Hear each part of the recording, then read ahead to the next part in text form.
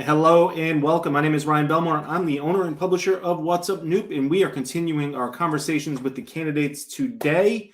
And we have been chatting with candidates over the last couple of weeks. Many more to come. You can find the full schedule on whatsupnoop.com. If you want to catch up on all the interviews we've already had with candidates, you can visit whatsupnoop.com. There's a couple of ways you can consume them. You can watch them live as they happen, as you might be doing right now. You can watch them anytime afterward on our website or on our social media pages or on our YouTube channel. And for those that are on the go, you can also listen to them as a podcast. They are available on whatsupnoop.com as well as anywhere you listen to podcasts. We recognize you're busy, so we're trying to make it as easy as possible for you to compare and contrast candidates out there. Joining me today is Mr. Frank Prosnitz. Hey, Frank. How you doing? Good. I recognize that hat. New York County. There you go. This is one I can tell right off the bat. That is one I got in the daily Guess the Hat game. That was an easy one for me today. Thank you. There you go. It's a shame when I know what they are. Yes. We are on a statewide office today, and that's why you're here with me. And who are we chatting with? Gregg Amore. He's running for Secretary of State. As most people know, Nellie Gorbea, the current Secretary of State, was term limited. Also had been a gubernatorial candidate and lost in the primary election. And just a side note, I think she's gotten a lot of high marks for how she's done as Secretary of State. Gregg has been a legislator for about 10 years in representing East Providence, 10 or 12 years, and is an educator in the East Providence school system. So he's joining us today, and actually he's finally going to get one job, right? Is that what you mentioned before? I did. If I win this race, it'll be the first time in my professional life I've had one job. But that's the case with most teachers. Yeah. So I want to go to one thing that I know that you've had on the table that I think is really important, and then I want to get back into your background. But I think one of the things that you have been suggesting is that we change the date of our primary election from September to June, and I presume that makes us more relevant. Yeah, well, there's a couple of reasons. First of all, people are more engaged prior to the summer months. 30 plus states hold their primary prior to the end of June. So we're an outlier for sure. And then the rest of the states, I think only Delaware, New Hampshire, and Rhode Island are in the time frame we are. Even Massachusetts is a week before us. So voter engagement, one. Two, there's an issue. We've never run into this issue, but if let's say we had to have a statewide recount and litigation that preceded that recount, we would be bumping up against, really closely up against, the minimum threshold to get overseas military ballots to our men and women in uniform. And that has not occurred, fortunately for us, but we the folks at the Board of Elections, and I know the folks at Common Cause and at the Secretary of State's office are always concerned about that, because the process to get these ballots out and to those overseas people, Rhode Islanders, would be very difficult. And the Department of Justice has sanctioned many states for not getting those ballots out on time. We have not been sanctioned, but if we run into a case where we have litigation surrounding an election, a statewide especially, and we have to do a recount, we'll go past that deadline. So for those reasons, voter engagement and the pressure that's put on the Office of the Department of State to get those ballots prepared, for those reasons, I think it makes all the sense in the world. Doesn't it also make a little bit of sense that it seems we have such a short time between our primary election and our general election that those who win the election have little time to regroup and focus on the general, and particularly this year when we had so many candidates in the primary election. Agreed. That would seem to make a I noticed the two gubernatorial candidates agreed with me last night, so I was happy to hear that. Yeah, I saw that as well. That was an interesting debate. Do you have any debates scheduled with your opponent? We have one at the end of October on a cable platform. There are no debates scheduled on the what I would call the mainstream media at this point, but we do have one on a program called State of the State at the end of October. So, Gregg, for those people who don't know you, tell us a little bit about yourself. Sure. I have a degree in history from Providence College, a master's degree in public policy from New England College. I spent 26 years as a history, advanced placement history, and civics teacher at East Providence High School. Over the past 6 years, I've been the athletic administrator for the district. I represent East Providence in District 65 in the House of Representatives, and I have so for 10 years. I've served as the chairman of the subcommittee on education in the finance committee. I've served as the chair of the small business committee and as the vice chair of the education committee. I'm also a deputy majority leader in the House. I'm married to my high school sweetheart, Lee. We have 2 daughters, Tess and Megan. Tess is in the workforce in DC and government relations, and my daughter Megan's a junior at Manhattan College.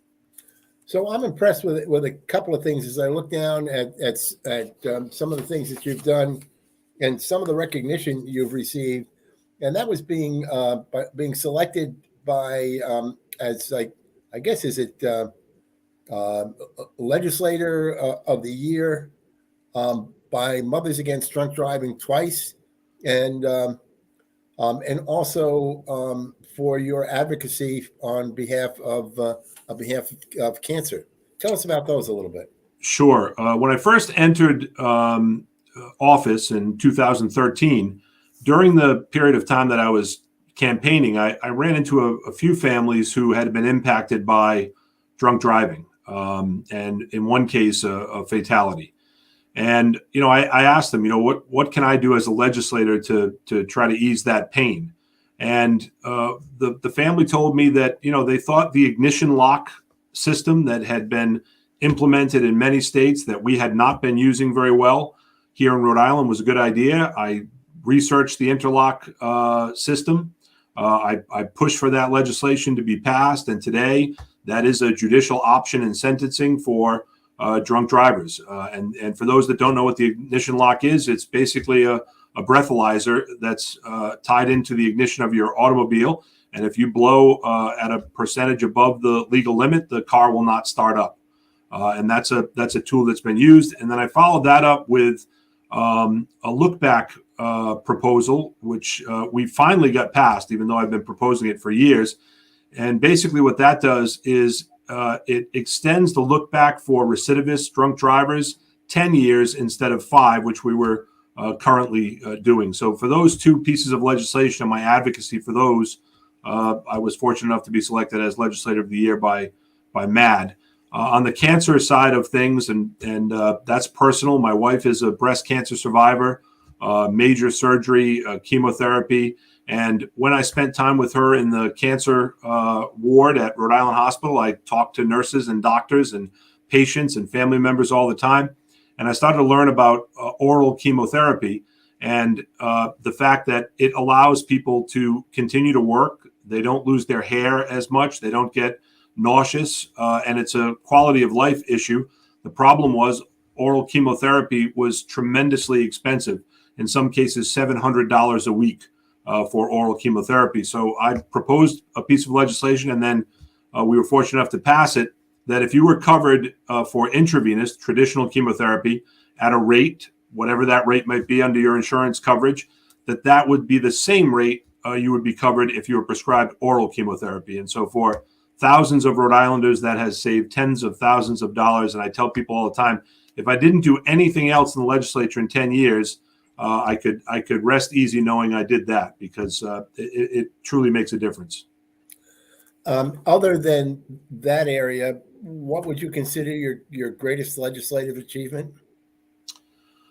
Oh, that's a good question. I've worked tremendously hard on education issues, since that's close to my heart. And in 2019, prior to the pandemic, we passed what I think will be significant education reform legislation.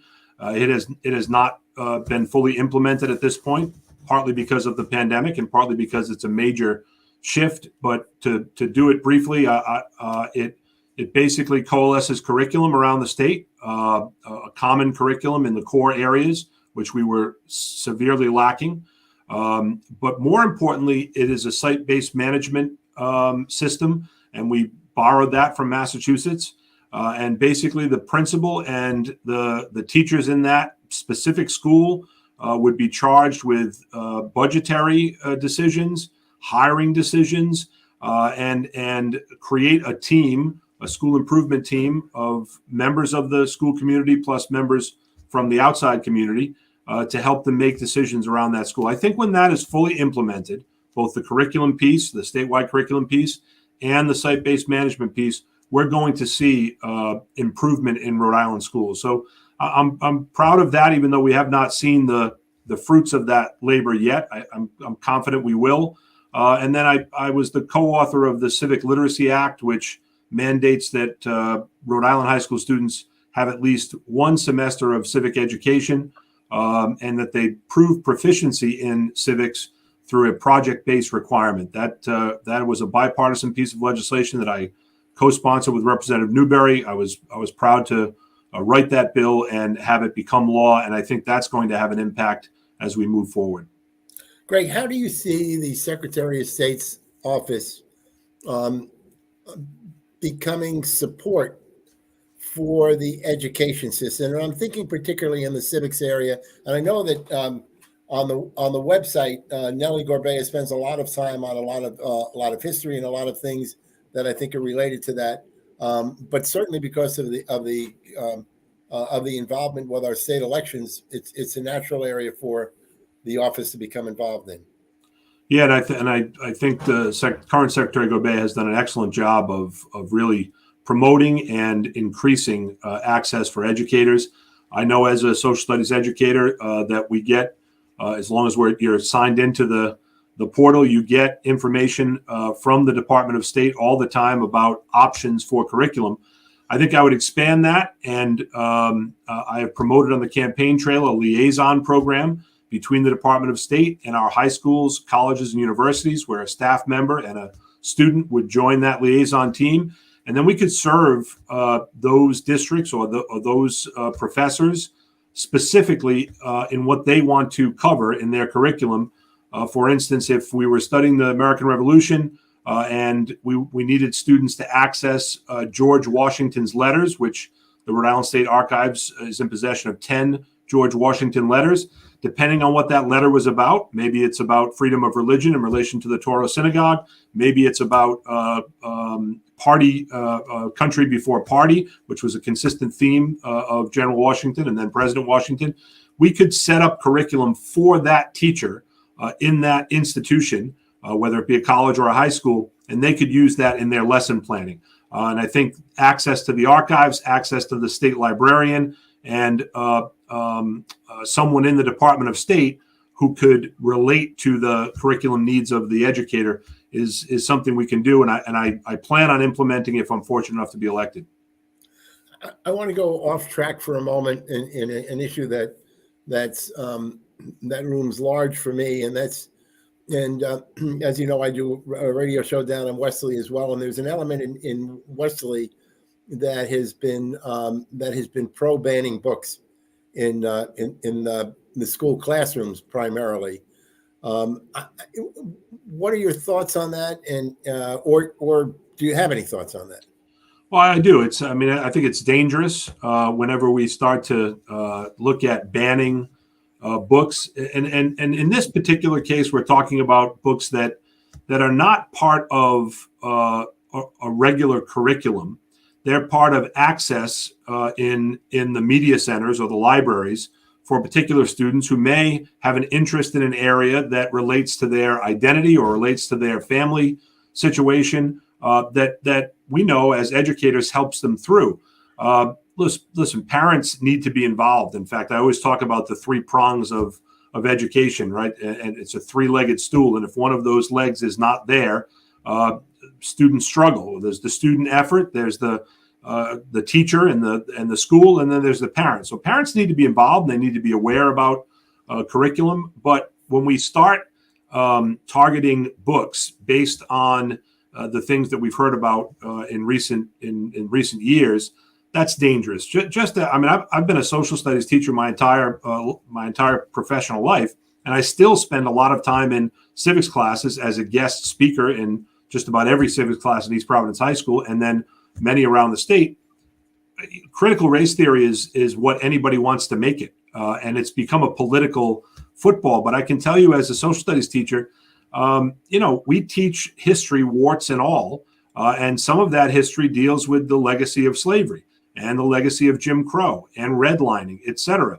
And that's the full history of the United States. The critical race theory discussion, which is about a graduate course in the prism in which we look at all issues based on slavery and based on race, is not something that is in public school classrooms across Rhode Island. It's a political boogeyman that has been created to gain political points.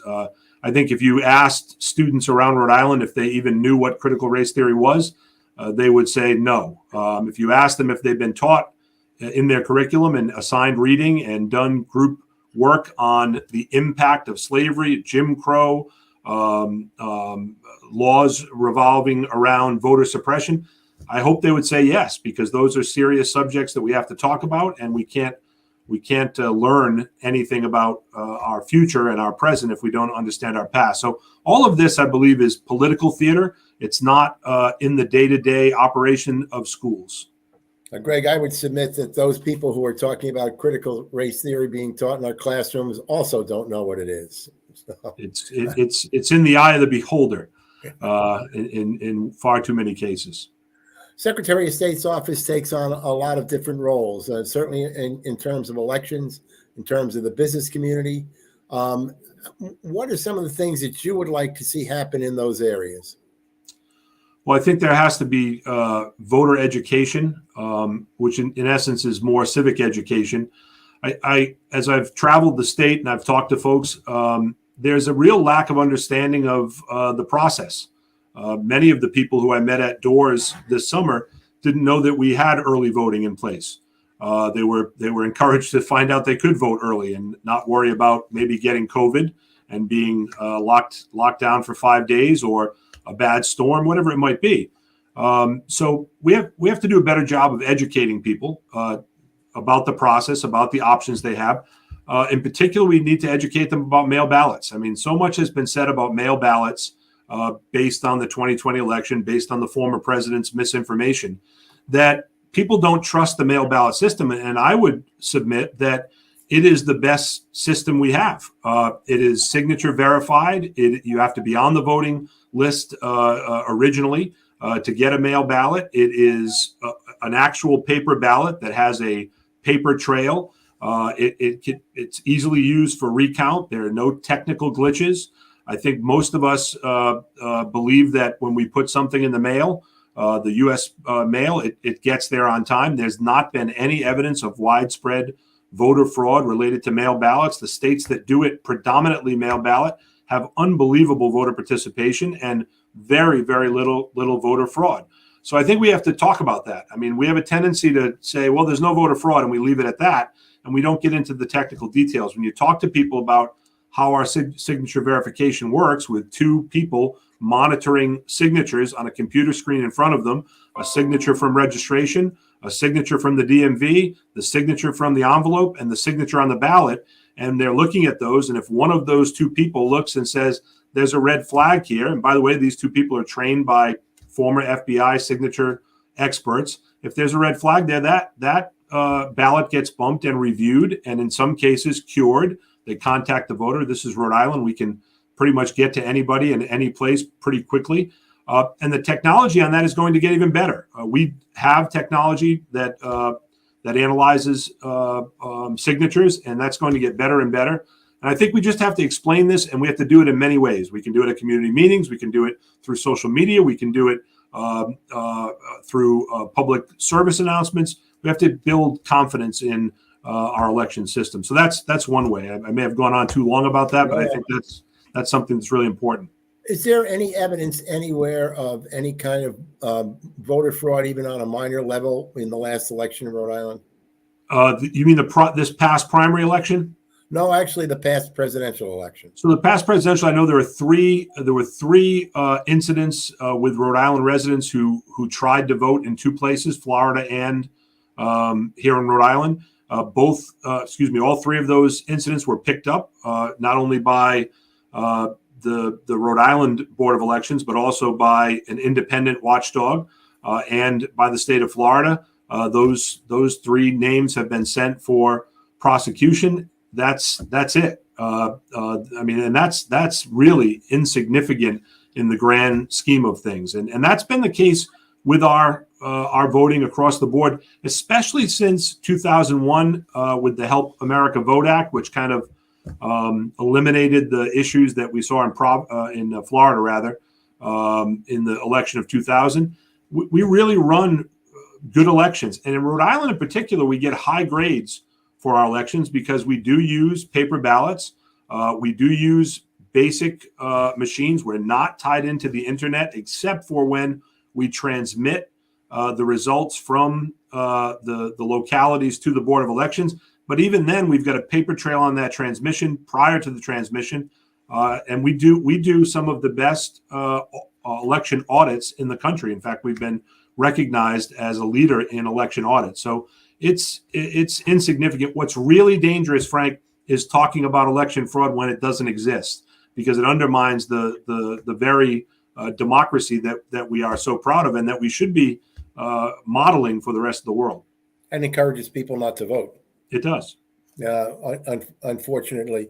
Do you see anywhere where we go with this? Or are you satisfied with the systems that we have in place in Rhode Island?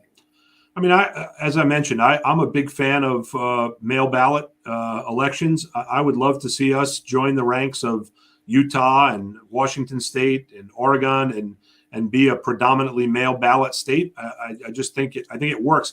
I think about someone who has a ballot in front of them, especially a ballot that has a number of referenda items on them, and somebody can sit there and research those in real time, or take their time, 2-3 days, even a week. Learn about the candidates, make a decision, seal that envelope, sign it twice, send it in, and be confident that they've made an informed vote. I'm a proponent of that. I think we're going to go down that path, and I think it's the most secure and best way to vote. It seems that the Secretary of State's position nationwide has gained a lot more focus with the efforts in many areas to elect individuals who would be participants in one way or another of even overturning what the popular vote might be. Does that give you a different perspective on this position than you may have had before this kind of movement took place? I think one of the things that prompted me to run, outside of the skill set that I have that I've described a little bit already, was the January 6th incident and what has been termed the big lie. You can call it whatever you want to call it. But that is, as an educator, I said, there's too much misinformation, and this is too important. And in a lot of states, as you mentioned, Frank, the Secretary of State certifies elections. That's not the case in Rhode Island. The Board of Elections certifies the elections here, but the Secretary of State and the Department of State has a great deal to do with the voter registration list, with the decision making on the machinery that's used, with the decision making on the preparation for the ballot. So, yeah, this has become what was a sleepy down ballot election in most states has now become top of the list. And we know that across the country there are election deniers who have been nominated by their party to run in the general election. I from time to time get on conference calls with the Democratic Association of Secretaries of State, and I hear about those candidates being threatened. And in one of those meetings, the question was asked, "Does anybody need some help with security?" And people chimed in and talked about their families being threatened, people being outside their homes. So this has become a position that is. It's always been an incredibly important position, always, but it's now been elevated to the attention of most Americans who are paying attention. Greg, I want to switch to the business side a little bit and get your perspective on how we're doing relative to those areas that the Secretary of State's office is involved with, and where, in fact, we might be able to improve things. Sure, and as I served as the chair of the Small Business Committee during the pandemic, so we met quite often virtually with many business owners and who obviously were fighting for their lives, and were incredibly concerned. And were asking for help in navigating the many forms of assistance that existed. And during those hearings, I would ask how their relationship was and how the responsiveness was with the departments across the board in the state. And I was pleased to hear, and I shared this with Secretary Gorbea, that across the board in those hearings and with small business owners that I spoke to here in East Providence and across the state, they said the service and the ability for the Department of State to get right back to them, the responsiveness was outstanding. So there was a human connection that they talked about. I think the business portal on the website has improved significantly under the direction of Secretary Gorbea, and I think we can do better, certainly do better. And Liz Tanner, who was the DBR director, is now the Commerce Secretary, has been lauded for it, rightfully so, her efforts in blockchain technology to try to create a one-stop shopping situation where there's a singular login, a singular password that can connect you with all the departments in government as a business owner or as somebody doing business with the state. And that should make things easier. And that connectivity between platforms is what I hope to accomplish if I'm so fortunate to be elected, and doing so with the Department of Commerce and that technology that we know is available to us. We're going to pilot it in a certain area, in certain areas of state government soon, but that should be across the board so that there can be, and I think you've mentioned this and talked about this, a concierge type situation for our businesses and anybody doing business with the state. And there's been great progress made with that technology. And if just think, Frank, just on that one aspect alone, that there's one singular login, one singular password that can get you into every part of state government that you need to deal with in regard to your business or you doing business with the state. I'd love to see a part of that. I'd love to see a part of that also.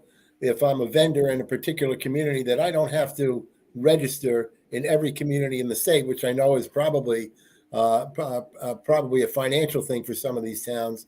But if I'm a carpenter and I have to, I presume they have to register, and I want to do a job in Westerly and I register there, but then I have another one in Burrowville, another one in East Providence, that I'm not sure whether we've resolved that situation. It seems to me that vendor is, if that vendor is going to be qualified in one community, then there ought to be universal qualification that allows them to operate in all 39 cities and towns. Yeah, it's much better than it was, for sure.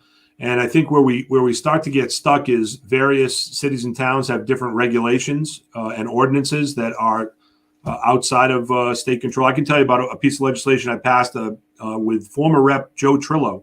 So a bipartisan piece of legislation based on a food truck business in my community who started their business in August, but had to pay the Department of Health fee in September again. So they paid it $600 in August, and the September 1 date was the renewal date, and they had to pay $600 on September 1. We changed that so that it was prorated, and that's the kind of thing you're talking about.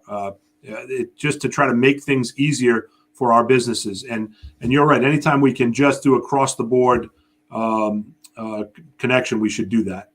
Yeah. One other thing I throw out there, I spent 10 years as editor of the Business News, and I heard from a lot of different individuals. And I understand that from one town to another town, certain regulations will differ, certainly because of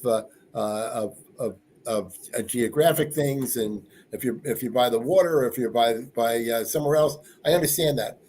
But there are a lot of regulations that can be consistent from community to community, and it would, how crazy it may seem, it would make sense in my little mind that somehow we figure out how we can find those that we can make consistent from community to community. And I agree.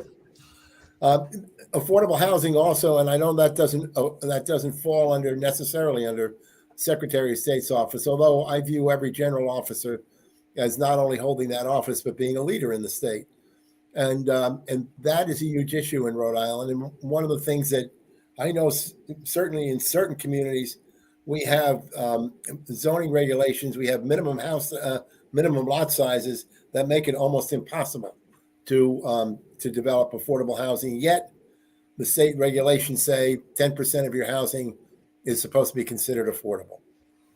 Yeah, there were a series of bills that the House passed. Some of them were passed by the Senate as well. I co-sponsored some of them that tried to address just the issue you're talking about. In some cases, with on-property dwellings that would circumvent those regulations that you talked about. In some cases, in-law situations. We have to get creative to make sure that there is enough housing, first of all. And to help communities get to their 10% threshold, and we know that there are only a handful that are there now. And so, this budget, and it was my 10th budget in the House and my 8th one as a member of the House Finance Committee. This budget was the most housing-friendly budget that we have ever passed in regard to both regulation and investment, $250 million investment, and then other investments outside of that are tied into other federal programs. We need to continue this. That we finally have a sustainable revenue source. We finally have a cabinet level position that is laser focused on housing. So all this should lead to improvement in the areas you're talking about. And we need, like you said, we need to get creative about how we can work within existing zoning or change those zoning laws through statewide legislation to make sure that we offer that type of housing. And then there's different levels of housing, right? The winter is about to hit us, and we're going to face cold temperatures. And how do we house the hundreds of people who are insecure from night to night? And how do we do that in a way that is respectful to those people, but also respectful to the neighborhoods where they may be housed? Or do we look at temporary housing shelter like they do in many places where the villages are built, and they're in essence shed-like housing, although they're waterproof and they're equipped with electricity and heating. These are all issues that are on the forefront and have been talked about more than any time in my tenure in the General Assembly. So I agree, and I think we need to do everything we can. Some of this legislation that passed this year will help to do that, but we have to go farther. One of the things that's baffled me over the years is we take a look at the institutions down in Cranston, and we have empty buildings, and why those empty buildings can't be converted into some kind of shelters for the homeless. And so agreed. In fact, we sold one of those buildings. We should probably try to buy it back. And do that type of conversion.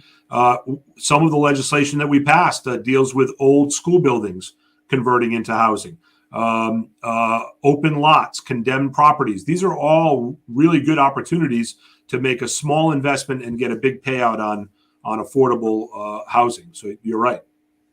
And just my last thought on that: the legislature passed the accelerated dwelling units, I think, this year. That's one of the ones.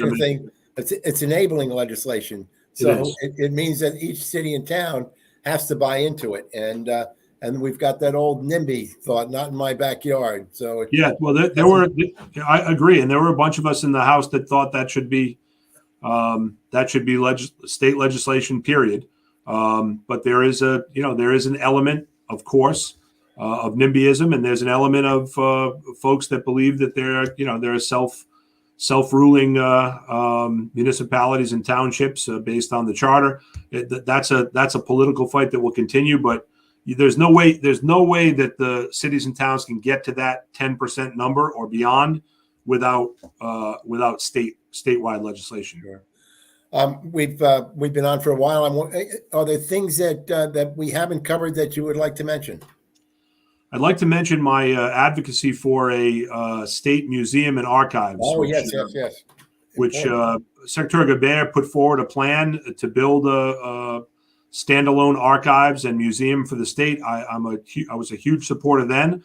I remain a supporter. I think we should build a museum in and around the State House that houses our archives, but also serves as a destination for historical tourism. We are an original 13 colony, original 13 state. We have a rich history in this state. We should celebrate it, and we should open it up to the public, our own public, and the traveling public. I can think of some folks traveling to Newport for the summer or Narragansett, a rainy day, a rainy few days. They get in their car, come to Providence, visit the State House, go into the museum, the archives, learn about Rhode Island, walk across the historic East Side, walk to the First Baptist Church, literally the First Baptist Church, Roger Williams Church. These are all sites that appeal to me as a history teacher and as a tourist, and I know appeal to many people because I'm in tourist locations around the country that are based on historical events, and they're filled, and people flock to them, and we should do that. We need to do that. I'm going to try to get behind an effort to do that if I'm elected. Greg, I want to take one more left turn. My last question: the town of Middletown and the city of Newport have referenda on the ballot in a few weeks. One that would create a regionalized school system that would incorporate both communities, and in Middletown, a significant school building project. What kind of message would you give to those people, especially since your East Providence has just gone through that very successfully? Yeah, I think it makes sense. I would, if I was a resident, I would vote for that, and it allows them certainly to complete a major building project like we've been through. I think there's nothing negative about building new schools. One, it builds confidence in the student and the faculty membership, and shows them that they're cared about and that they're important. Two, it allows us to educate our students better in a 21st century way with the access to technology. It enhances the community. It enhances property values. It builds pride in that community. These things have to happen. I think about government buildings. No one would go into the town hall and work without a temperature controlled situation, with a leaking roof, with toilets that didn't flush, and without access to technology. Or we don't see that very often.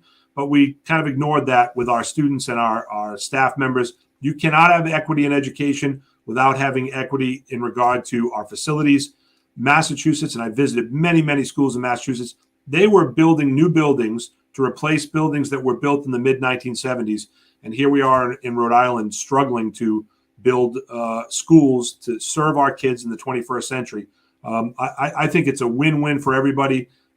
It improves education, it improves the community, it draws people in. We've had 90 students from out of district coming to East Providence now because of our career and tech programs and because of this new building.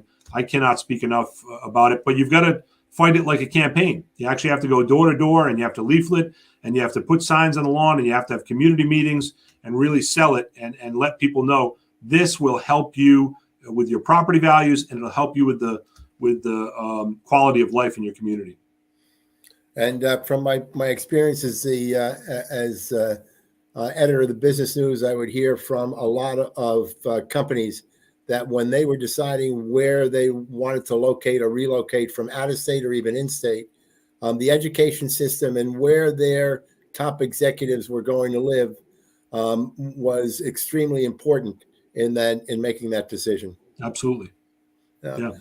Greg, thank you very much for being with us today, the afternoon. I was going to say this afternoon. And thank you, Frank. My day starts at 6:30, so it feels like night to me. You know, it's we have lunch. We have lunch in schools at 10:30. So, well, I'm out there early as well. So but it's great to have you, and good luck in the campaign. Thank you. I appreciate it. Thank you, Ryan. And thank you, Greg. And Greg's website is gregforri.com. 2 G's in that, Greg. gregforri.com. You can read more about his platform. And we thank you for taking the time with us today. Thank you. All right, Mr. Prosnitz. All right, that was a good interview.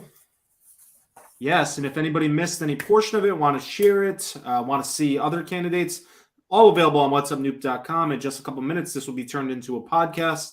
You can listen to it on the go as well. So we're bringing the water to you. Now you just got to drink it. And it all comes down to, the bottom line is to take advantage of this stuff, to learn about the people who are running for office. And when you go to vote, be an educated voter, and then you'll make a decision. Don't, too many times people walk into the voting booth and say, hey, I like that name, or they haven't bothered to read or understand the referenda, and they and they read them for the first time when they go to vote. And they do so without understanding, and they take an awful lot of time in the voting booth. So, we just want people to be informed, educated, and make the best decision for Rhode Island.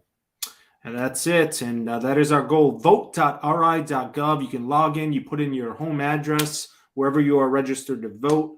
You can find where you are voting. You can check on your voting status. You can also see your sample ballot, see all the candidates. Flip over that page, and you can see all of the local questions. So we hope you do that. And vote.ri.gov to see your sample ballot, as well as learn more about who you're voting for. And then whatsupnoop.com. We have all of the interviews with candidates, as well as our scheduled candidates that are coming up. Thanks for watching.